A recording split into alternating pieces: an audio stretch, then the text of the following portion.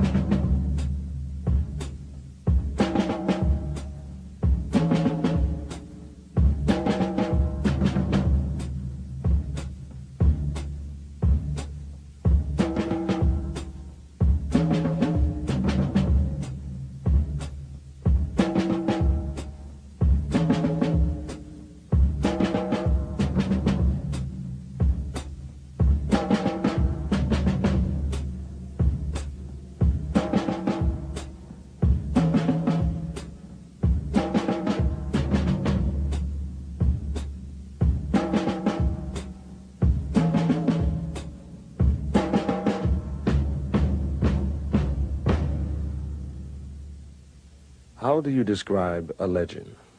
An African-American hero, an historian, an activist who for half a century has charted a singular course dedicated to the intellectual and spiritual liberation of a people. Though his eyes are now darkened by glaucoma, he continues to enlighten the lives of thousands of men and women through the pages of his many books and in university classrooms across the country. How do you describe a legend? You can't, really. But you can meet the men and women who influenced him. You can learn from him the hidden history of the African people. Learn from him a different way of making sense of this complex and often very confusing world. And you can let Dr. John Henry Clarke tell his own extraordinary story in his own soulful style.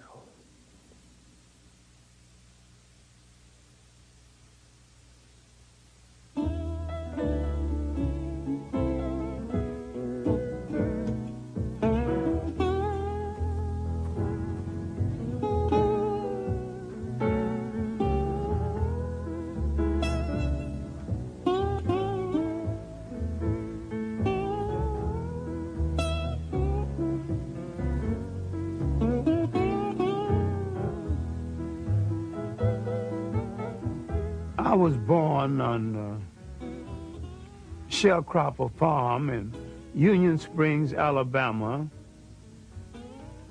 New Year's Day, 1915.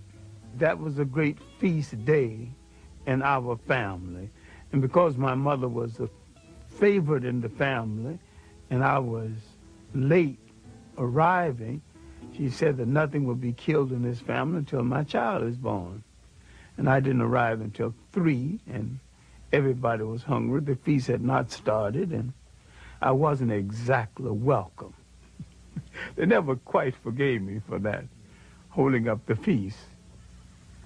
My early schooling was in one-room schoolhouse that we called Miller's Hill School. When we moved slightly out of the city, I was chosen to go to city school. Officially, I never finished high school in the formal sense until later years. In fact, I taught 2 generations before I took time out to get my BA, my master's, and my PhD. And I have it all now, but I'm principally self-trained. My university was the public library and well-chosen second-hand bookstores. So while I grew up poor, I grew up in a very rich environment, culturally rich. I grew up with a whole lot of love and affection, a lot of lap time, and a lot of slap time too, because I wasn't permitted to get away with too much. Miss Evelina Taylor is my 5th grade teacher, and she might be the foundation teacher in my life. In addition to teaching me basic good thinking and good conduct, she called me into her room during her lunch hour one day and told me to stop playing the fool because I was playing the fool just to get accepted. And she said, it is better to be right and march into hell than to follow a bunch of fools into heaven. I wanted to do something to impress Miss Taylor, and we had current events on Friday. We wanted to say something unusual because I worked for white people before and after school, and they had magazines. They would receive them one day, read them hurriedly, or throw them away the next day. So when I got up for current events, I always had something decidedly different to say about my own people and about other people. No, I wanted to do something real big. So I went to a lawyer that I worked for before and after school. I can still remember his name, Gag Steiner, and I asked him for a book about my people in early world history. He says, I'm sorry, John, that you came from a people that have no history. My mind would not accept that. I continued to search, and I opened a book called The New Negro, and I opened to an essay called The Negro Digs Up His Past.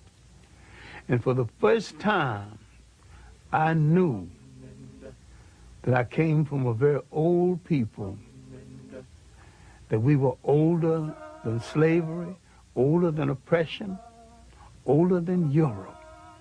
Now the scramble began for more information.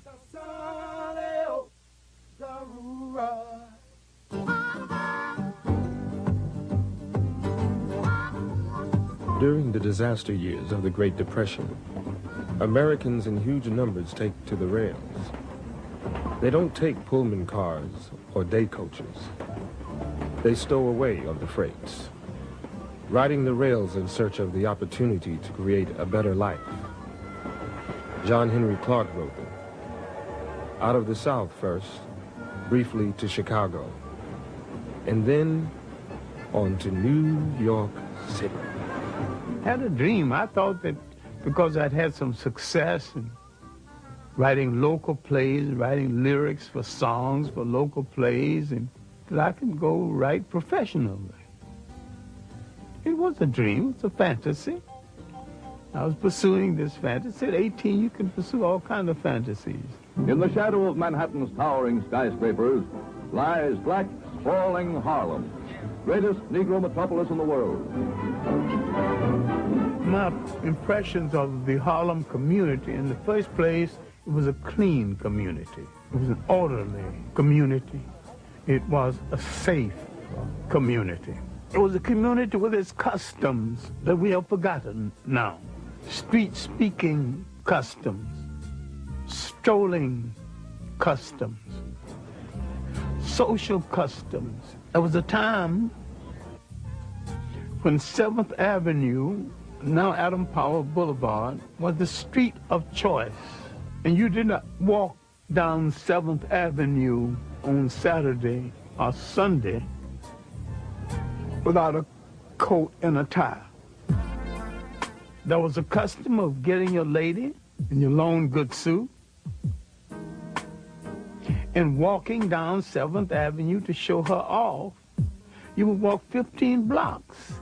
Sometime when you had $1 or so to spend, you would take on the 5th Avenue open bus all the way down to New York University and all the way back. And she was satisfied, and the whole evening you hadn't spent $1. A lot of times you didn't have one. They sure don't make ladies like that anymore. There was a time there were 3 functioning vaudeville theaters in Harlem, all well patronized.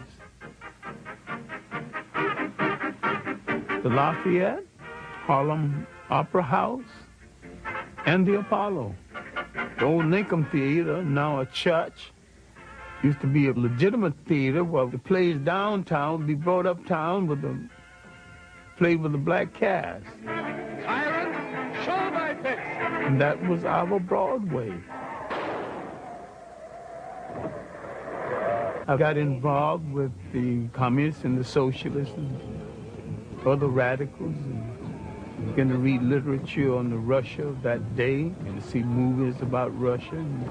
I was never a member of the Communist or the Socialist Party. I was active briefly in the Young Communist League. We were looking for a way out of the condition in which we lived. And they opened doors for us and gave us a platform we otherwise did not have.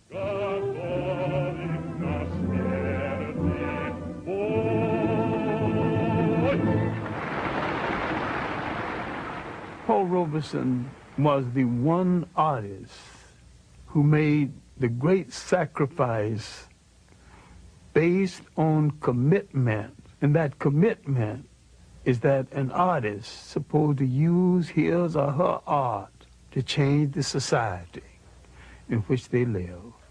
W.E.B. Du Bois is our greatest single intellect we produced in the whole of the Western world. And he's not just a black American intellect. He is an American intellect equal to any. W.E.B. Du Bois, Paul Robeson, the party came closest to what those men wanted to stand for in the world was a fair deal for the working people of the world. We would examine it later to our sorrow. We were in an argument between not a liberator and an oppressor, but 2 oppressors with different techniques and methodology of oppression. In the final analysis, Russia did not want us to be free any more than the United States and England and the imperial powers, but they wanted us under their domination. I never thought the left movement, communist or socialist, made any serious study of the history and the background of the African people of the world.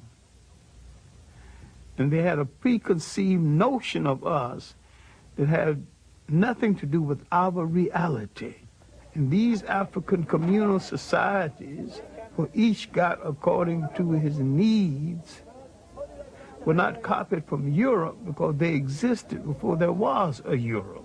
In these societies, based on the concept of the family and the community, everyone in the society had a responsibility. And in these societies, there was no word for jail because no one had ever gone to one. No word for orphanage because no one had ever thrown away any children. No word for old people's home because no one had ever thrown away grandma and grandpa. And while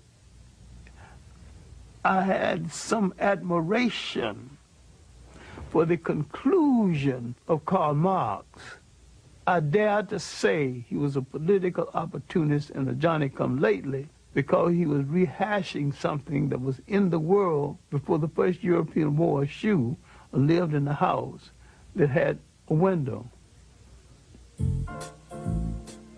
During my early years in Harlem in the 30s, my writing consisted mainly of poetry, short stories, and little essays on aspects of history. The Harlem Renaissance writers, of course, influenced me. I knew Claude McKay. I knew Langston Hughes. I knew Richard Wright before he had published Native Son. I knew Wallace Thurman, O'Neill Larson, Jesse Fawcett. I found a Pan-Africanist consciousness in a Langston Hughes and to some degree in a Claude McKay. But the rest of them were rather parochial. Finally, I got to meet Arthur Schomburg. Arthur Schomburg, mentor to 2 generations of African-American scholars. The legacy of this Puerto Rican-born historian is the world's definitive institution of its kind, Harlem's Schomburg Center for Research in Black Culture. I went down the 135th Street Library, and he was on the 3rd floor, and I asked, very humbly, asked the librarian, do you know anybody who would give me a letter to see Arthur Schomburg? And she said very sharply, you know, and impatiently, because she was short of help, you just have to walk up 3 flights. I walked up 3 flights, and there Arthur Schomburg was holding down the desk, being 18 and rash. I wanted to know the history of African people of the world, henceforth, right now, within the hour, his lunch hour, all of it. He said, sit down, son. What you're calling African history and Negro history are the missing pages of world history. Then he said, son, go study the history of your masters. Go study the history of the people who enslaved you and find out why they found it a necessity to remove an entire people from the respectful commentary of the history of the world. Well, my earliest impressions of them was a people in power who intended to stay in power, and I began to wonder why they had so much and other people had so little, and why everybody I knew worked harder than they. Who made this arrangement? I studied European history and world history. Now, when I went back to Schomburg with some knowledge of background of European history, now he began to show me how to study African history. Arthur Schomburg taught me the interrelationship of African history to world history. Willis N. Huggins of the Old Harlem History Club taught me the political meaning of history. And from the lectures of William Leo Hansberry of Howard University, I learned the philosophical meaning of history.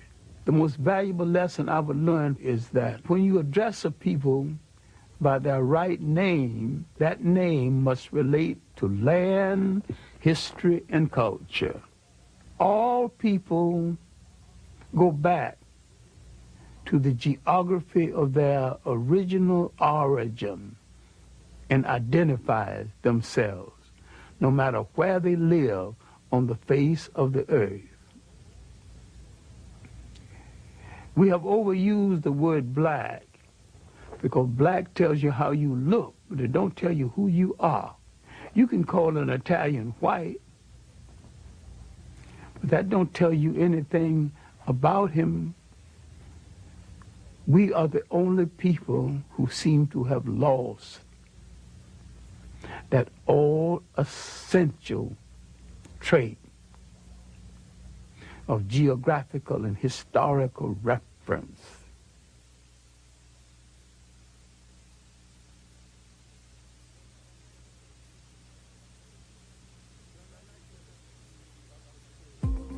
Around 1933 up until 1934, 1935, Harlem's main activity was how to make Harlem a congressional district so that Harlem could elect its own congressman. Adam Powell was just began to show his weight. We were fighting to get jobs on 125th Street, fighting to get jobs in our own neighborhood. I admire Adam with all of his faults. He was the best person that Black America has ever sent to Washington. He got the job done. When he went to Washington the first time, they told Mr. Powell that we don't accept blacks in the congressional dining room. And Adam smiled and said, well, you don't accept them. Well, that's your custom. The next day, Adam got the tallest and the meanest looking and the blackest of the blacks he could find and marched them into the congressional dining room as his guest and got away with it. But it was a period when we were reassessing our role in the whole of the Western world. We were tuning into Africa as much as we could and having African forums and making a serious study of African history.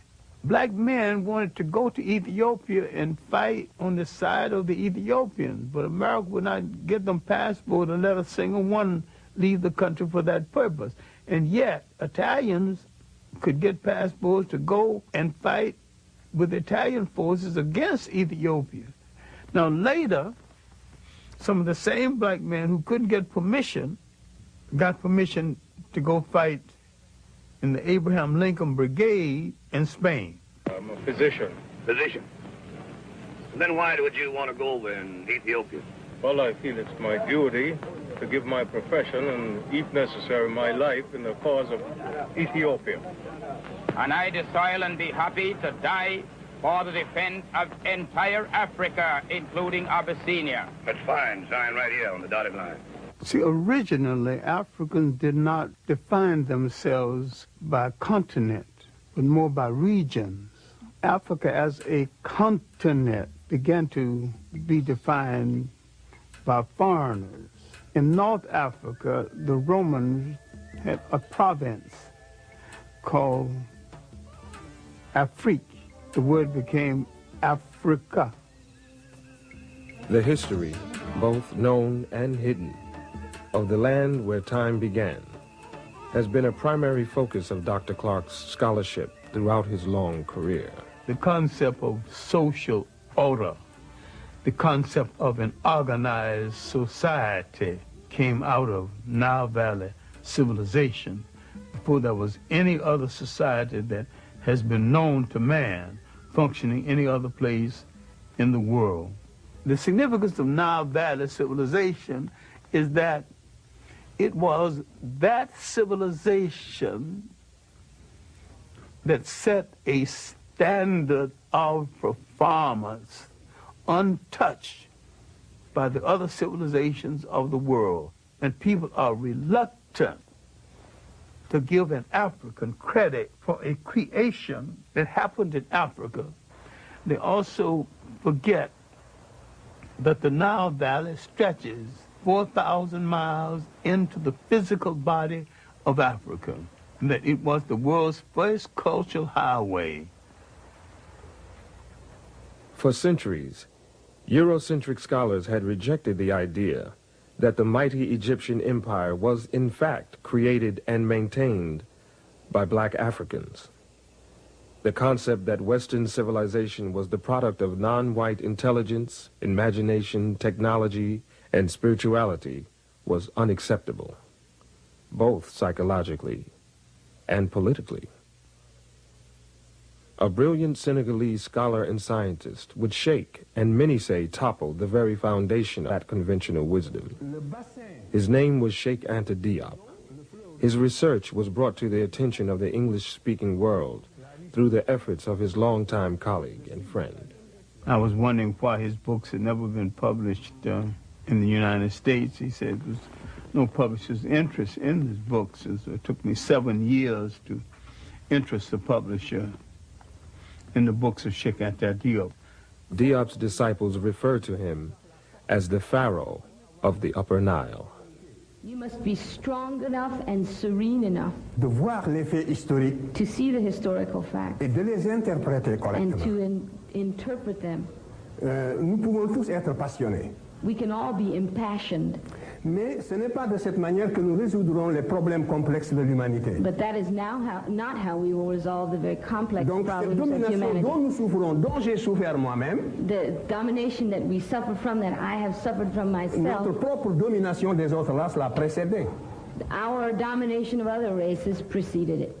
Donc l'Afrique a exercé un impérialisme continu pendant 4000 ans. For 4,000 years, Black Africa had an imperialism. Toute l'Afrique occidentale était conquise et était justement sous la domination noire. All of Western Asia was under the domination of blacks.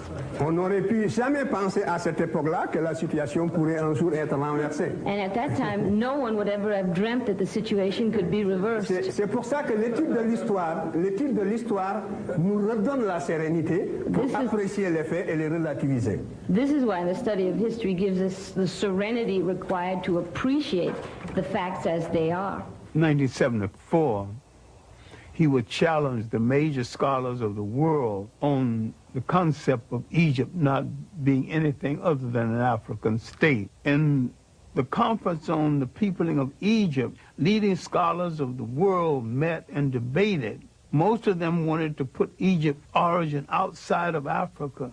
Sheikh Anta Diop and his protege, Theophile Obenga, placed Egypt within the context of Africa's totality. Sheikh Anta Diop was more than a historian. He was a scientist, he was a paleontologist, and he had proven that if he could get the pigment from some of the mummies, he could prove their African origins.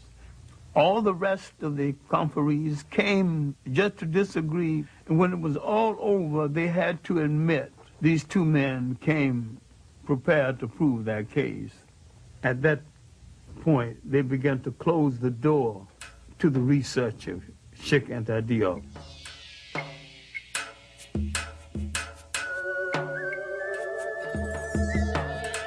From the first dynasty to the invasion of Nile Valley, that was the first golden age. And from third dynasty came the great multi-genius Imhotep, the real father of medicine, who lived 1,800 years before the Greek who's called the father of medicine. And when we read the biography of the Greek, he says, I am a child of Imhotep. And from the 18th dynasty came the world's great social reformer and maybe one of the world's first deities, Akhenaten. He thought so much of life he would not crush a flower. He outlawed warfare. Spirituality was a part of the total life of the people. Before the coming of the Europeans, the African was very religious. The step pyramid was originally built with a temple at the top where you can go up and pray. This relates not just to the glorification of a pharaoh, but the spiritual outpouring of a people. This is what made the civilization of the Nile so great. At the same time that Egypt was in its 24th dynasty, Europe was just emerging from its pre-literate past. The first show of European intelligence was a book called The Odyssey and the Iliad. That's about 850 BC. Where is Egypt 850 BC? Egypt is old and tired and has gone through 24 dynasties. It is on the eve of its last great dynasty that will come from the pharaohs in the south. And the Europeans have just written a book of folklore. Just south of Egypt lies another highly evolved black society, the Nubians. Their civilization thrived for some 3,000 years. I call the 25th dynasty the one dynasty from the south that moved up north and to tell their cousins, the Egyptians, how to rule a nation one more time. In the great show of history, this was Africa's last walk in the sun. It was a great and mighty walk. That walk had lasted 10,000 years. Now it's coming to an end. Europe is just being born. The very word Europe is not even being used.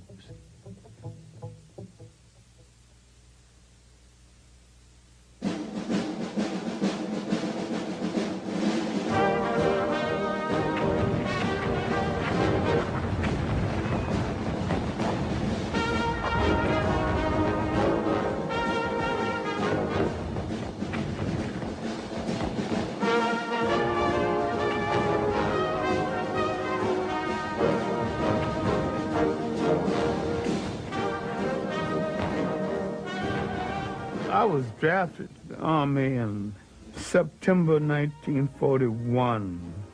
I can say with certainty I was probably one of the best clerks, one of the worst soldiers the Army ever had.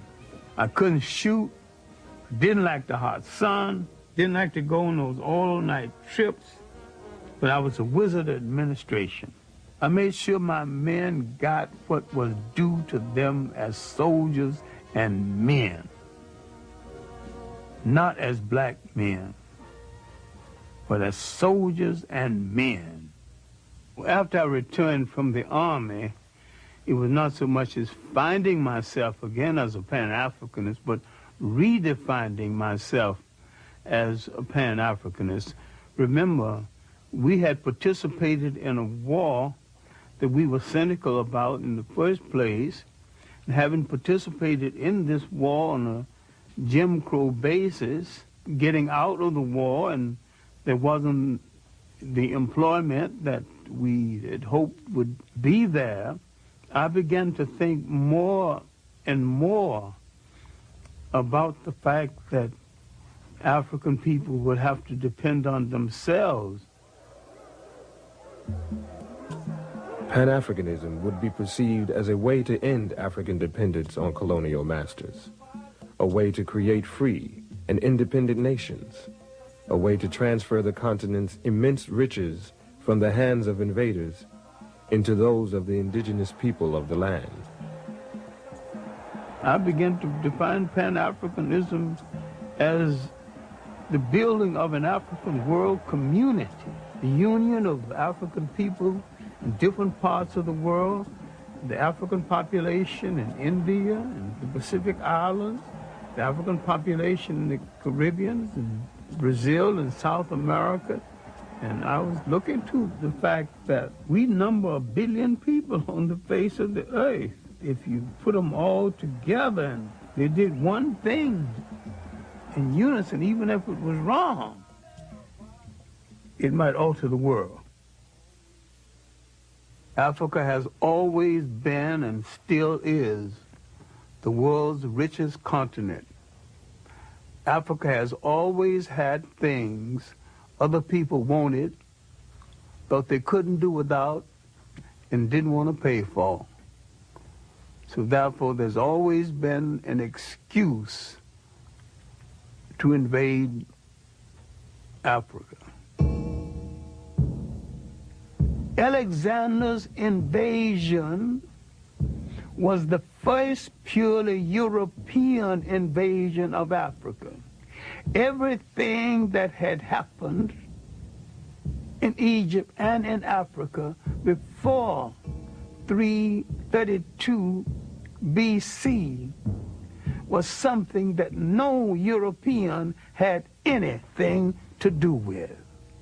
Now we see the beginning of European occupation, and we see it as aggression, not bringing civilization, but destroying civilizations that it did not understand.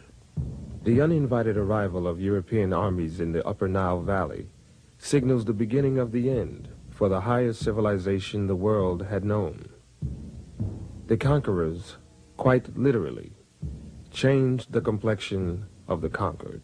Now you're beginning to get a mulatto-sized population that a whole lot of people keep misinterpreting as white.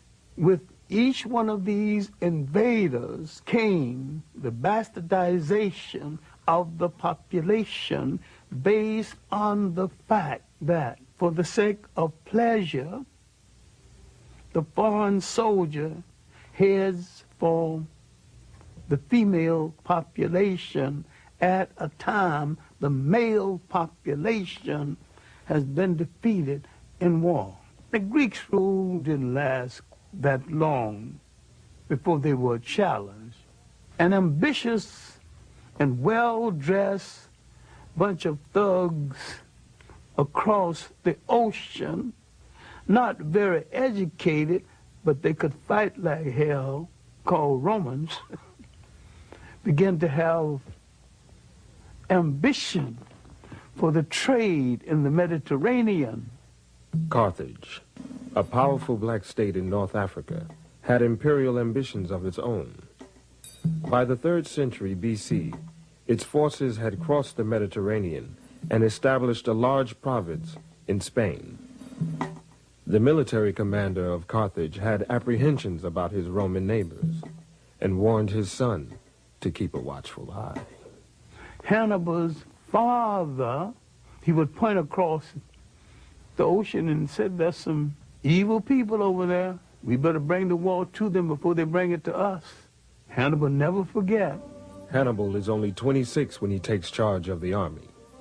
He launches an audacious military adventure, leading his men and their elephants over the Pyrenees Mountains into France, then pointing them across the Alps, boldly, toward Rome itself. Heavy casualties, overextended supply lines, and defection of allies drive Hannibal off the soil of southern Europe. He retreats back home to Carthage. The Romans have made a mission, almost a cult, out of the destruction of Carthage. They would meet each other in the mornings. Good morning, Roman citizen. Carthage must be destroyed. Yes, of course, Roman citizen. Carthage must be destroyed. Rome's legions clash with Hannibal near Zama. His troops are defeated. Hannibal is sent into exile. His once mighty nation becomes another colony of Rome and an administrative center for their empire.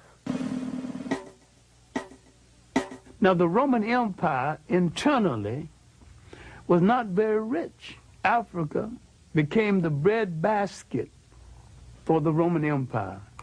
And except for Africa, the Roman Empire would not have been able to sustain itself. Now, the Roman presence in North Africa is going to force into being one of the great events in human history. Roman taxation, Roman oppression would cause people to turn to new gods and question old gods, to turn to a story about a God who comes forth to rescue them. Now, they would draw from African folklore the story of the child in the manger. Now, what am I saying? Later, in retrospect, he was referred to as Jesus Christ. Now, you can argue about the coloration of Christ if you want to, but I can sell that very quick and we can go on to the next subject. Was he a Roman? The answer is no. Was he a Greek? The answer is still no. These were the only European types in that part of the world at the time. If he was neither Roman or Greek, he was one of those other people. And all of those other people were non-European and non-white. And he came from the other people. During that time of Roman dominance, Africans hold high military and administrative posts in the empire. The Romans and the Greeks had no color prejudice comparable to the kind of prejudice we would know later on. Otherwise, why would 3 Africans become emperors of Rome? Why would there be 3 African popes. Finally, Constantine decided to make Christianity the religion of the whole of the Roman Empire. Now we're coming to the critical period when the Roman domination of the church so corrupted the church, the Africans began some disenchantment with the Roman interpretation of Christianity. Constantine calls a council of bishops and priests at a place called Nice. It's the Nicene Conference. It is at this conference that the European created a European concept of Christianity. It was at this conference that they began to take the African saints out of the literature of Christianity. Now the corruption had started. The physical concept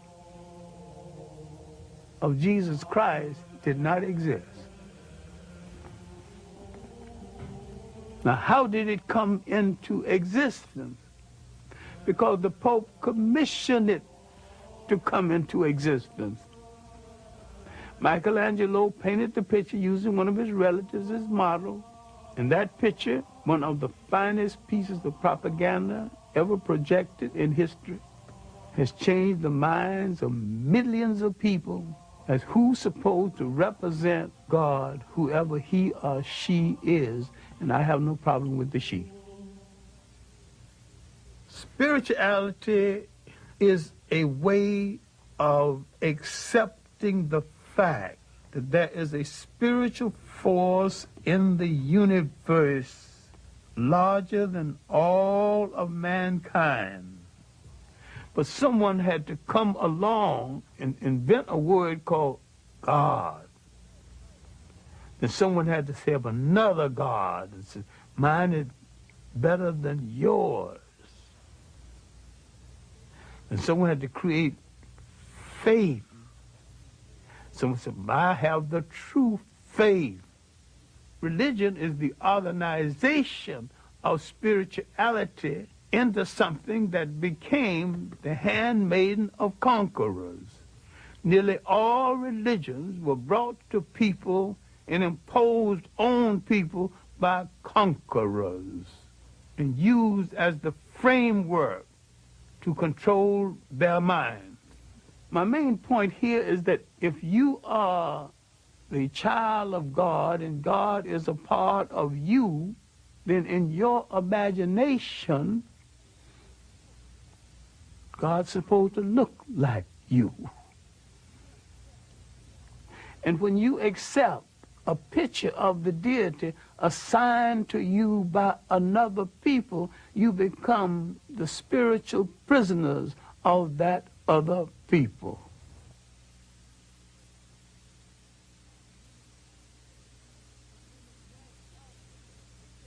Many Africans became Roman citizens, just like many black Americans today. I have nothing to do with Africa. I'm an American. I'm a citizen. I'm an American.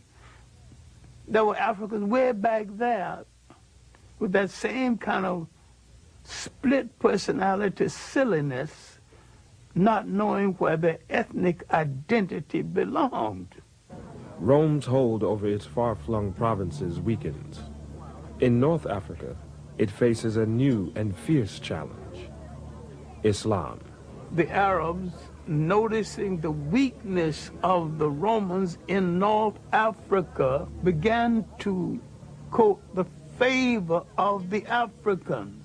Arabs convinced the local black populations to join in the struggle against a common oppressor.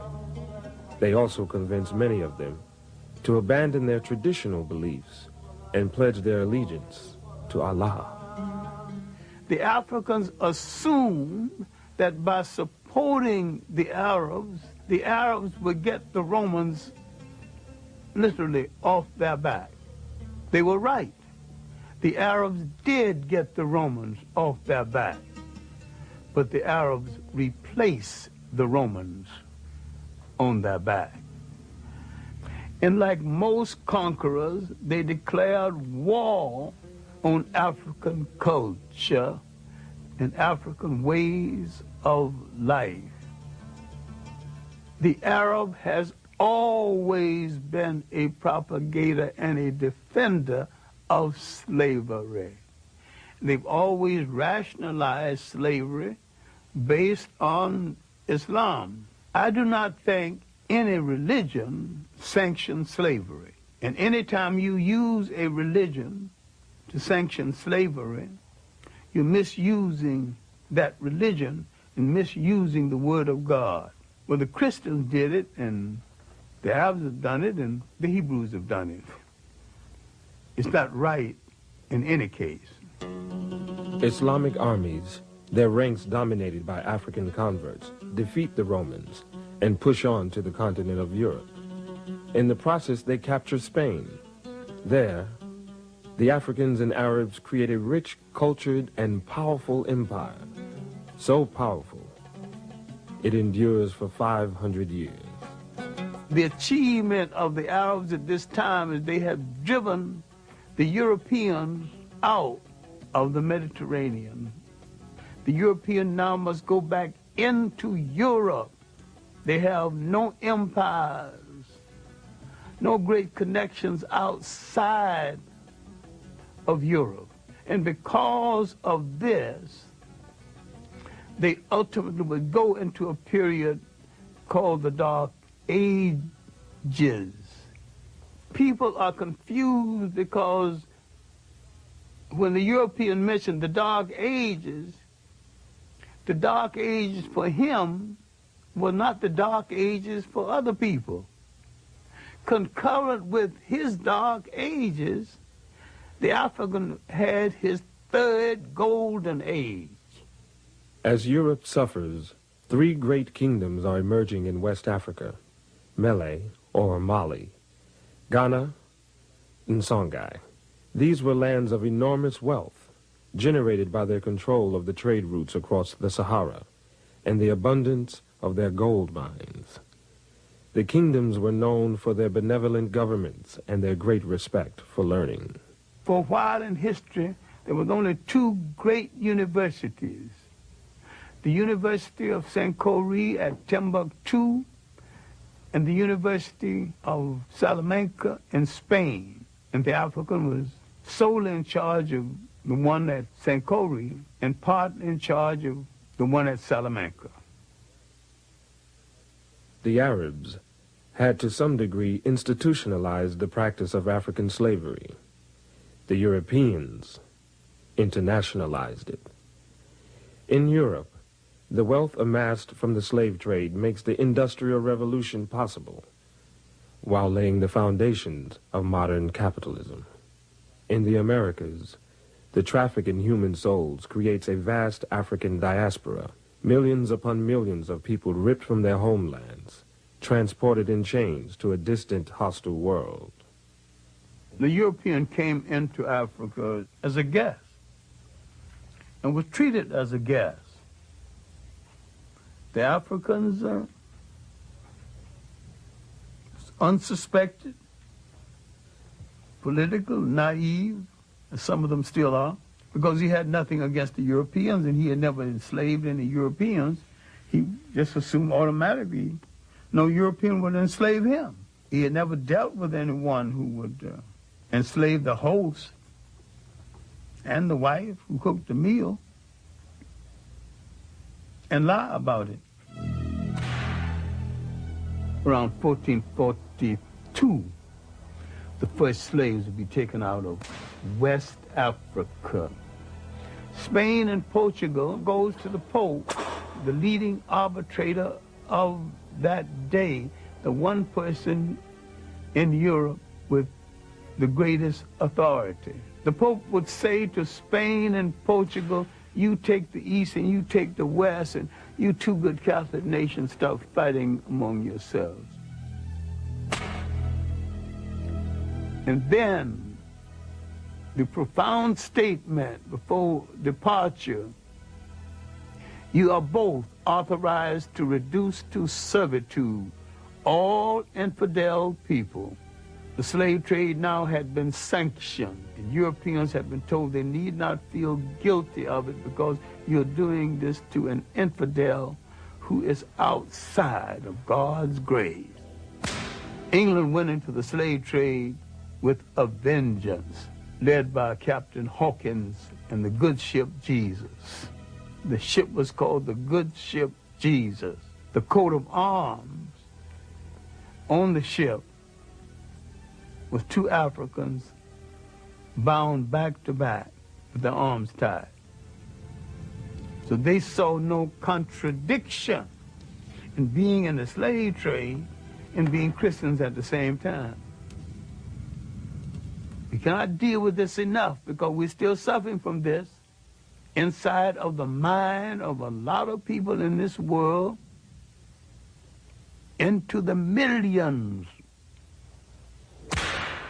We are outside of humanity, outside of the grace of God. That's a terrible feeling as you walk the earth, because what has been taken away is your essential humanity, your human beingness. And when they take away your human beingness, they take away your nationness. Early in the 19th century, the concept of slavery began to yield to the concept of colonialism, a more sophisticated form of slavery. Slavery as a system became unwieldy, and besides, there's a point where it was saturated. Everybody who wanted a slave had one, who could afford one. The European nations of size that did not have any portion of Africa began to grumble. At the Berlin Conference, 1884 and 1885, the European powers of substance who did not have any part of Africa now were given some parts. Africans did not fall at the feet of the European invaders. They fought fiercely, bravely, and continually. Anti-colonial wars started up down the coast of West Africa and parts of Inner Africa and in the Congo. There was armed resistance. The Zulu wars lasted from the 1650s when the Boers arrived to the last Zulu war was 1906. In Ghana, the Ashanti wars lasted from early in the 18th century to the last Ashanti war led by a woman, Ye Asantewa, in 1900. For a while, it looked as though the Europeans would not be able to hold on to the continent. More manpower and more ruthless treatment brought it mainly under their control. By 1884, 1885, and afterward, there wasn't no dispute about who was in charge of Africa, just who was in charge of what part of it. We have been hung up with a myth, the myth of the conqueror and the invader as the bringer of civilization. No people ever brought civilization to another people at no time and at no place in history. It's one of the most protracted lies we ever listened to. Civilization is the art of being civil. The word civil means being peaceful. And there's nothing peaceful about aggression. Only the slave can abolish slavery. If someone is on your back, you have to bend a little to balance them on your back. Now, the best move if you want to get them off of your back is to stand straight up.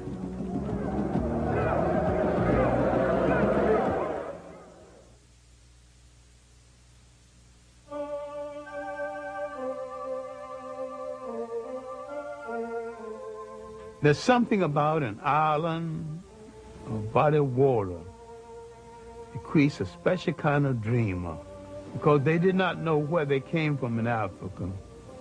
They dreamed of the whole of it, bring it all together in one piece. The seeds of Pan-Africanism, planted in the United States during slavery years, later flourish in the fertile soil of the British West Indies. Trinidad produced the three greatest Pan-Africanists, H. Sylvester Williams, C.L.R. James, and George Padmore. In Trinidad, they found the Pan-African League. H. Sylvester Williams would eventually call it Pan-African. He would call a conference in London in 1900. A few scattered Africans, a few people from the Caribbean, W. Du Bois from the United States. They did not ask for the independence of African states then. They asked for preparation. Give us the kind of education that will prepare us for eventual independence. They were reasonable, but they weren't listened to. And yet the conference made some kind of impression. After the first Congress, Du Bois would be the leading light from the second through fourth. But the most meaningful, the one that Du Bois called in Paris, as a result of this Congress, Du Bois came to center stage as the leader and theoretician of Pan-Africanism. Pan-Africanism wasn't exactly new because black Americans were practicing it long before someone gave it a name. The African settlement movement, the movement that settled Liberia, was informal Pan-African movement. The so-called Negro Convention movement was most a discussion of how you bring the African world together. That whole 19th century was Pan-African thought. Prince Hall, his development of the Black Masonic order that he called the African Lodge. The search for a place in Africa for settlement by Martin Delany and Robert Campbell. 1829, David Walker's appeal to the colored people of the world was basically a Pan-African appeal. All of this before we come down to the end of the 19th century. The ultimate Pan-Africanist, of course, was the Jamaican Marcus Garvey. Citizens of Africa, I greet you in the name of the Universal Negro Improvement Association and African Communities League of the World. You may ask, what organization is that? It is for me to inform you that the Universal Negro Improvement Association is an organization that seeks to unite into one solid body the 400 million Negroes of the world. It was soon after the end of World War I, the Secretary of War had told the black American soldiers that their lot would not be appreciably changed by virtue of the fact that they fought in the war. There had been an investigation. It was discovered that many of the nurses wouldn't treat black soldiers in the hospital, wouldn't even touch them. Some of them died as a result. So you have these grievances pent up in the veteran coming home. All of this came to a head in 1919 when there were riots all over the United States. That's called the Red Summer. Marcus Garvey could point out, look, they don't want you here. Let's go back home. Let's go to Africa. Go back to Africa. Let's not only go back to Africa, let's go back in our own ships. Now, a whole lot of people who otherwise would not listen, now willing to listen. We hear the cry of France for the Frenchmen, of Germany for the Germans, of Ireland for the Irish, of Japan for the Japanese. We of the Universal Negro Improvement Association are raising the cry of Africa for the Africans, those at home and those abroad. He began to dream the great dream and rescue the mind of millions of black Americans from depression and self-doubt. By 1923, he was in some difficulty with the boats and some of the people he had hired to run the boats. Terrible mismanagement and betrayal. He collected millions of dollars from black Americans to buy these boats, and these boats were old and not as seaward as he thought they were. Garvey moved over large territory, maybe too fast, and yet he built the largest movement in Black America before or since. There needs to be a reassessment of Marcus Garvey and his long-reaching effects. He called attention to what slavery and colonialism had taken away. They took away a concept essential to all the people in the world. They took away the concept of state management and state maintenance. Once you are taken from the geography of your origin and forced to live in a state designed by others, you're still the slave to the man who's astute enough to control a container called the state. The cannons of World War II were barely cold when Africans met in Manchester, England. They were prepared to claim that container called the state for themselves. The Pan-African Congress of 1945, now you have the one thing you did not have in the rest of them. You have Caribbean scholars, African-American scholars, not a whole lot, and Africans themselves are now participating. We're not talking about Africa out of the presence of Africa. Now you're talking about Africans with the Africans on the scene. One African being the co-convener of the conference, Kwame Nkrumah. Out of that fifth Pan-African Congress came the mentality, the basic planning to rule and to take over a nation.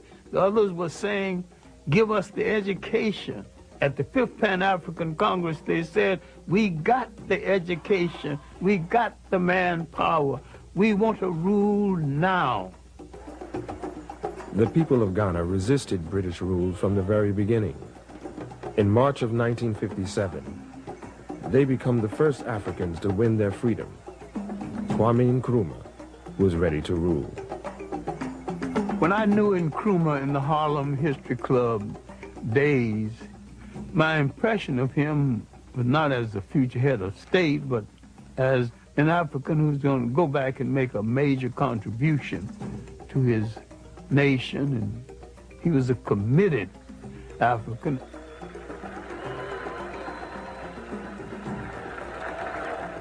I went to Africa in 1958 because I've been promising myself I was going to get to Africa next year.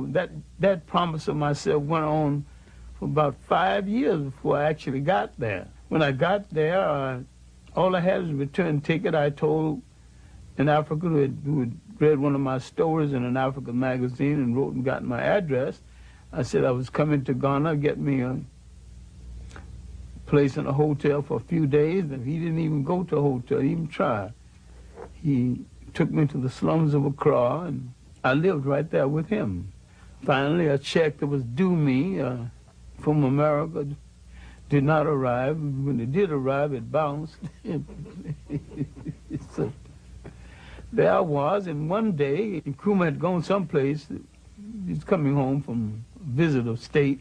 A whole lot of people along the highway hailing his return, and so I was along with the rest of them. I was just like another African melted into the crowd. And he spotted me, and they stopped the Rolls Royce, and the motorcycle drivers pulled their guns, thought that someone was about to hurt the president, you know. his motorcade stopped, and he came out, and he said, what the hell are you doing in my country? And I just laughed. You say, you're a long way from Harlem. He looked right and said, where do you live? I said, in Jamestown. Jamestown is the slums of Accra. Still is. He shook his head and said, you sure must love Africa. Finally, he headed back to his car, and he turned back to me. He said, you know what I'm going to do for you? I told him I didn't have any job, and my check had bounced. I didn't even know how I was going to get home. I'm going to put your Harlem behind to work. And he gave me a job. Working on his newspaper, the Evening News. The significance of Ghana's independence at that time is that it gave spirit to the whole of the African world. It was a major impact on black America because it came at the time the civil rights movement was reaching a crescendo, a great height. His first vision of Pan-Africanism was the physical unification of Africa. And he said that Ghanaian freedom won't mean anything until the rest of Africa is free. So the spirit of Ghanaian independence would create a light of hope in the rest of Africa. And this is what Kwame Nkrumah was trying to build. This is what the intelligence services of the United States, England, and France had to destroy to keep the example of Ghana from emerging. What went wrong was our misunderstanding of what a state consists of and the responsibility that goes into holding one together. And our dependence on our colonial masters more than we anticipated. We who had longed so much for power, we wanted power. When we got close enough to touch it, we realized we hadn't even decided what we're going to do with it once we get it. I want to take this opportunity to welcome again to the United States, which he knows so well, the first citizen of Ghana, President Nkrumah. I was in the anti-poverty program in Harlem, and when Nkrumah came and spoke at the United Nations, I got the picture and showed it to them, and I got the speech. And the first thing I showed them, I said, look, there's a black man, head of a nation, speaking to the world. He got coarse, nappy hair. He didn't apologize for it. He said, here I am, African and black and bold and powerful and head of a nation. And I got something to say to you, and this is what I got to say.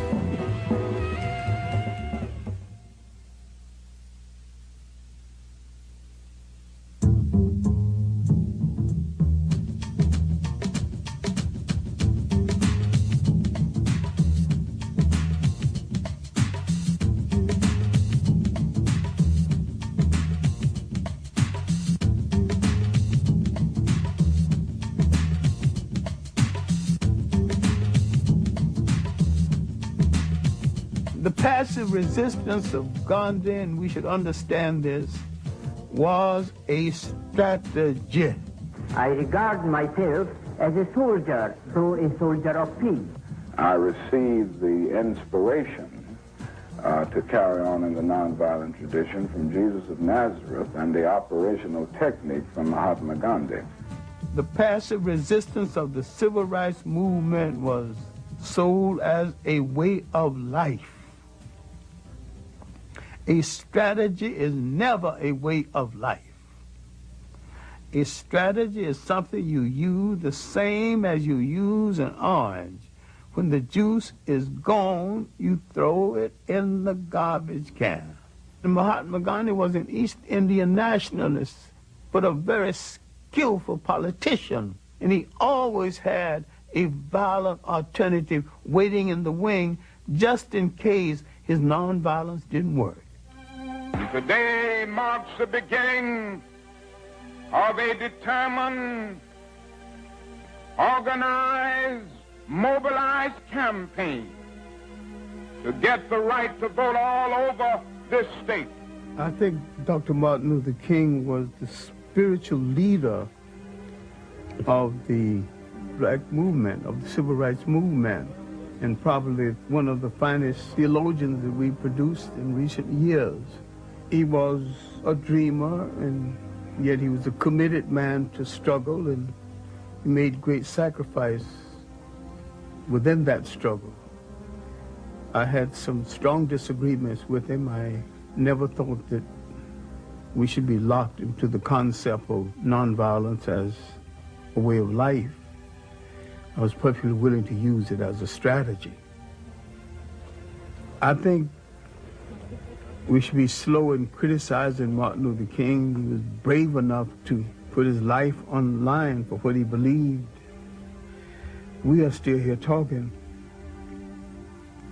That's proof enough of his bravery over ours.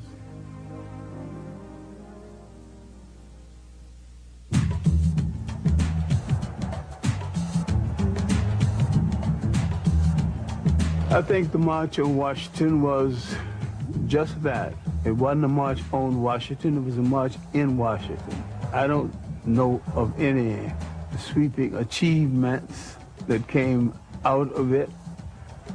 It was a great ceremony. I'd be hard-pressed to identify the substance. I happen to think we've gotten enough mileage out of marching. It was a great ceremony. It was a great rehearsal for a show we did not put on the road. For a time, we had the attention of the world. Between the Civil Rights Movement, the Caribbean Federation Movement, and the African Independence Movement, we had the attention of the world, and there were people, though they hated our guts, they were willing to make concessions to us based on the fact that we were ready to handle power. We made too many speeches and didn't do the necessary work, the unglamorous off-camera work that would have made it possible.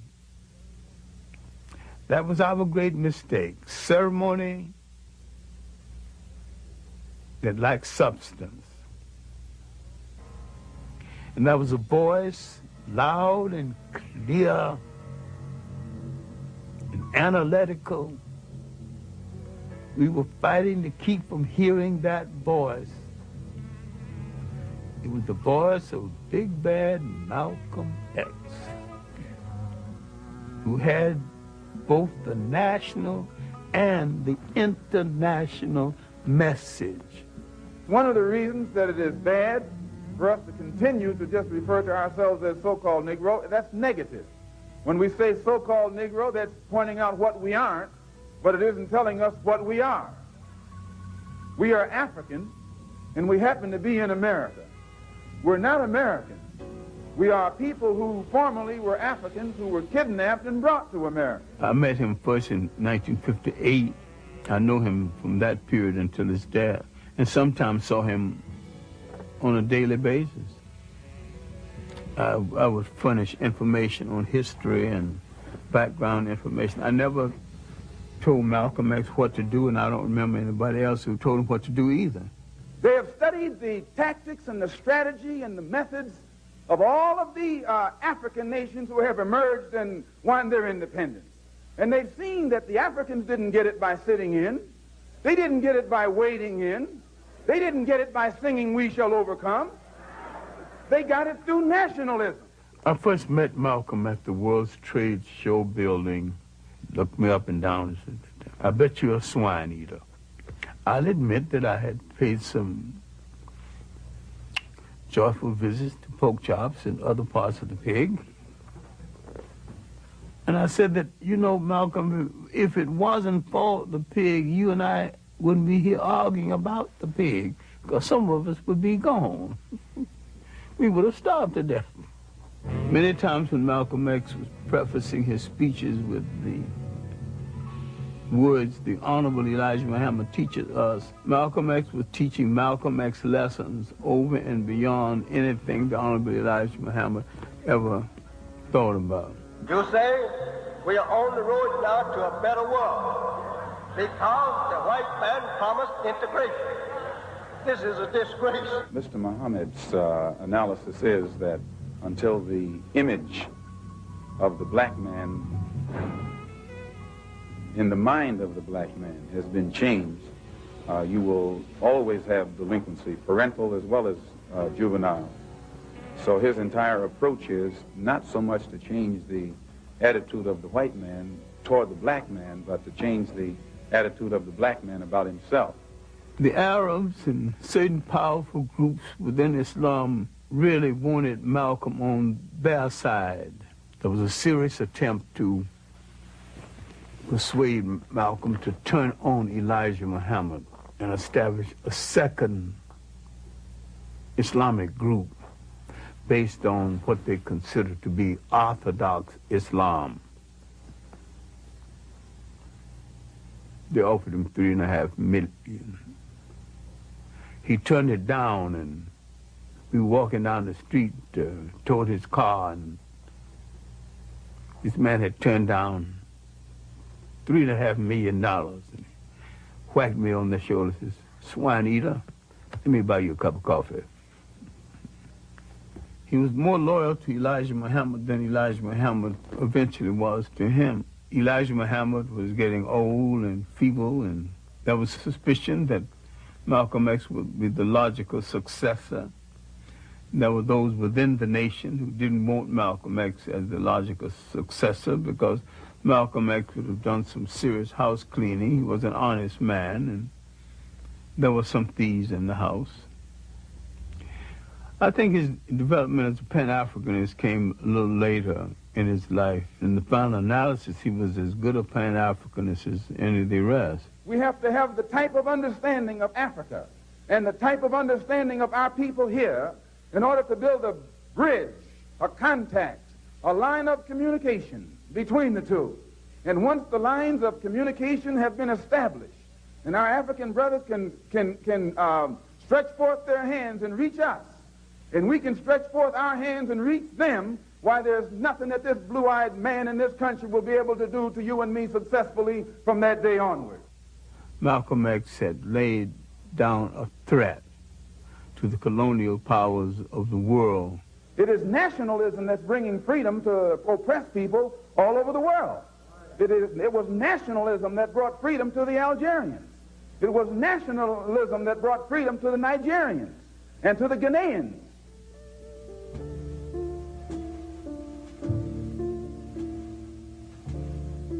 I do not think Malcolm X's murder was a local American thing. I think it was a larger thing than that. I do not think that Farrakhan had anything directly to do with the murder, but I do think Farrakhan is guilty of creating the attitude and the atmosphere that led to the murder. Without Farrakhan, Malcolm X, I think, still would have been assassinated. We were friends from the day we met until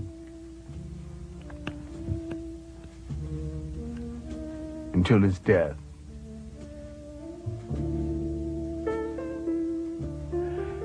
When I got the word of his death, I was in Connecticut. I'd gone up to make a speech in Connecticut, and I was at a Jewish home. Someone announced that he had died, and then someone added, dismissing the whole thing, that after all, he was anti-Semitic. I know the man well enough to know that he really didn't hate anybody. He hated certain things people did.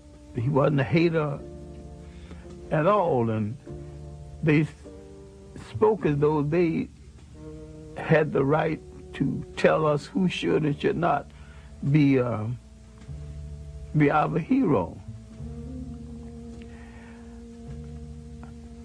I went into that bathroom, and it was after dinner, and just cried like a child for 15 minutes, and I came out partly composed and made the speech that night I was asked to make, and came on home and began to try to deal with the reality of the situation. Because to me, Malcolm X was not gone, and he's still not gone in my imagination. The whole year after his death, I almost got the feeling that we were having our usual conversation. I was always in it. What can I do? And finally, I got the feeling that he had said, do your best work. I was a good teacher before that. I was a better teacher and a better human being after that, because I knew that being a good classroom teacher was my best work.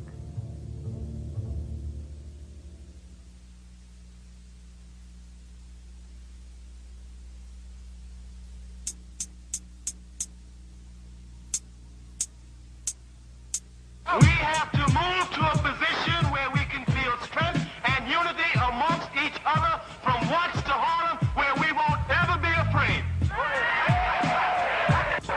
And the last thing we have to do is to build a power base so strong in this country that will bring them to their knees every time they mess with us. Individuals do not create rebellions, conditions do. Until they begin to address themselves to those conditions, rebellions will continue and they will escalate. And to fight for our liberation by any means necessary. It was the beginning of the Black Power movement. It was also the Black and Beautiful movement, moving into second gear. I would like to think that wearing the afro, wearing the African clothes was a move toward Africa. To some extent, it was a form of African consciousness, an African awakening. As a result of it, African people were stimulated throughout the world. But what followed the stimulation? What institutions came out of it? What of lasting value came out of it?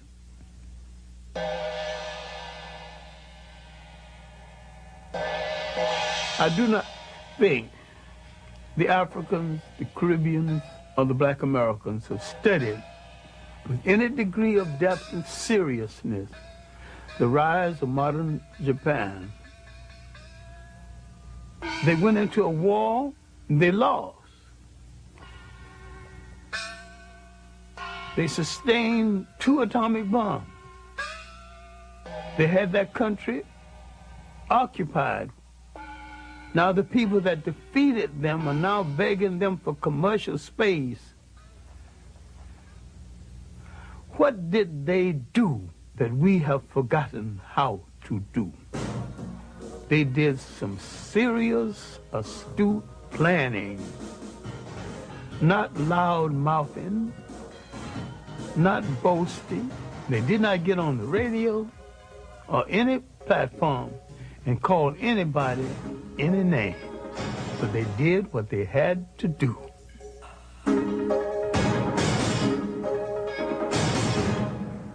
If we are carrying out a well-designed program for liberation, if it's written out, any literate person can contribute and share leadership.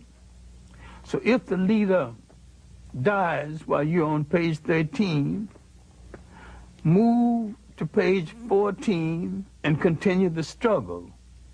Bury the man, continue the plan. I think every person that calls themselves a leader, a preacher, a policymaker of any kind should ask and answer the question in his own lifetime: how will my people stay on this earth? How will they be educated? How will they be schooled? How will they be housed?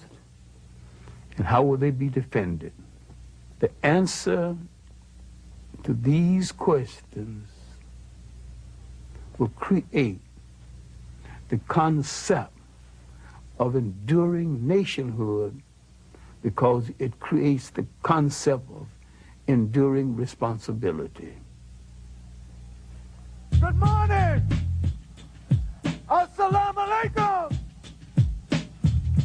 My dear brothers, black men, strong black men, upright black men, sober black men, together black men, unity black men, freedom black men, justice black men. Welcome to the Million Man March. 1 million black men make their way to the nation's capital. They are answering Minister Louis Farrakhan's call for unity, redemption, and atonement. It's the largest demonstration in American history. Marching is a strategy, and I think we have gotten enough out of the strategy. I think the march is a waste of shoe leather, gas, and energy. I have some serious problems with any kind of march for our liberation that leaves out one half of the mentality of our people, the women. I don't buy the rationale that the women need to stay home and take care of the children, you know. I ain't buying that. If they have no honorable place in your liberation is not worth the fight. Because you can't build no family struggle. You can't have no continuum. You can't even continue your name without that connection. Long live the spirit of the Million Man March. Long live the spirit of the Million Man March. I'm saying there's more to revolution than throwing your fist in the air. There's more to progress than marching. I want to say, my brothers, this is a very pregnant moment. Pregnant with the possibility of tremendous change in our status in America and in the world. We're doing showbiz liberation. And that's not liberation. Today, whether you like it or not, God brought the idea through me. And he didn't bring it through me because my heart was dark with hatred and anti-Semitism. He didn't bring it through me because my heart was dark and I'm filled with hatred for white people and for the human family of the planet. If my heart were that dark, how is the message so bright, the message so clear, the response so magnificent? This march will do more to wash Farrakhan's ego and to project him into the forefront of leadership than anything else. And once he's in the forefront of leadership, where will he lead us? Allahu Akbar! God is great! God is great! Straight to Islam. And yet he will not make a principled statement on the enslavement of Africans in Mauritania and in the Sudan. And there's all kinds of documentation, all kinds of proof. If I have to be a dissenting voice in this, then I'm very pleased that I've got enough integrity to be a dissenting voice and not to care where the chips fall. Many perceive the African-American family as an endangered species. To Dr. Clarke, the family is the soul, the spirit, and the cornerstone of the nation. If the family dies, so does the nation. We're making a whole new way of life out of the artificiality of imitating our oppressor, who's also in trouble with the family. And we grew up in communities where every child was a child of the whole community and could be disciplined and rewarded by anyone in the community. Now we bought into someone else's sociology. Don't touch that child. Don't you dare spank my child.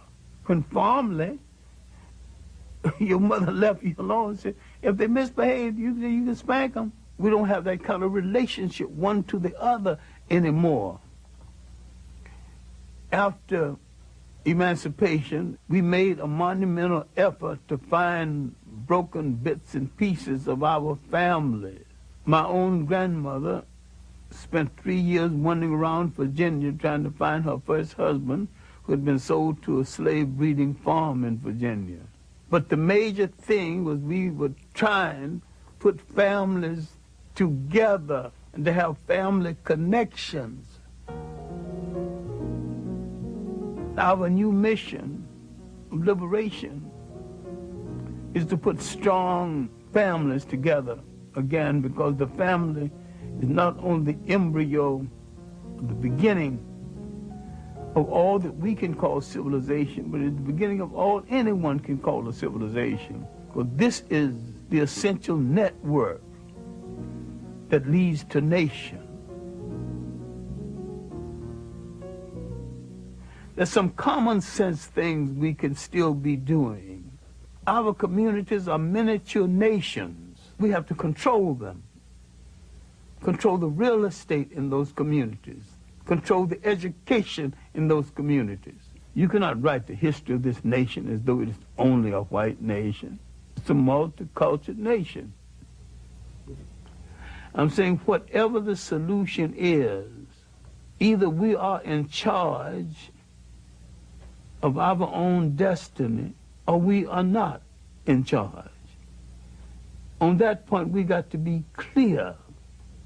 You're either free or you're a slave.